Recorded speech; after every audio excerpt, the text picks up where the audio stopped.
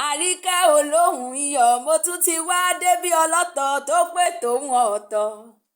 Àròyé sáníṣẹ́ bàkà igbe kíké sáníṣẹ́ yẹ ó yá kárẹ̀lẹ̀ Akui o ní Ilé Ifẹ̀.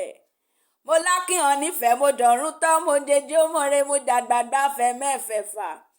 Ẹ̀yin lọ́mọ onígèlè ra Akui ọmọ abìmọ̀sọ̀ dídùn. Ẹmújọ́ kẹfà ẹmúrú paṣá nínú gbòòkú sọmọ. Ògúngbénú ọgbọ́dọ̀kọ Akui. Èrò tó mìíràn Akui ẹ má yà sósì ọ̀tún ni ẹ mọ́ ọ lọ. Ọmọ ọ̀dọ́ olé nìyí ọmọ ọ̀dọ́ oko ọmọ ọ̀dọ́ fàyẹ̀nà sòrò. Àkàrà oko ìdó abara funfun ọmọ ọ̀tún fẹ̀ ọmọ òsì fẹ̀ nìyí. Ọjọ́ ọ̀dọ́ bá mọ̀mọ́ mi rodò méè níroko. Ọmọ wọn lókè ẹ̀sìn mìrìn mo bá wọn dókè ẹ̀sìn mìrìn nílé èdò. Òkè àti pẹ̀rin ńlá òkè àti pẹ̀fọ̀n òkè àti pàtùkù abẹnú bọ́bọ́bọ́.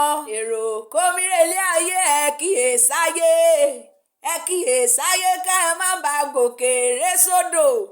Sòókò níyó ọmọ àbùbù ọlá ọmọ òjìgìdìrè ọmọ ọ̀pẹ láǹbùà.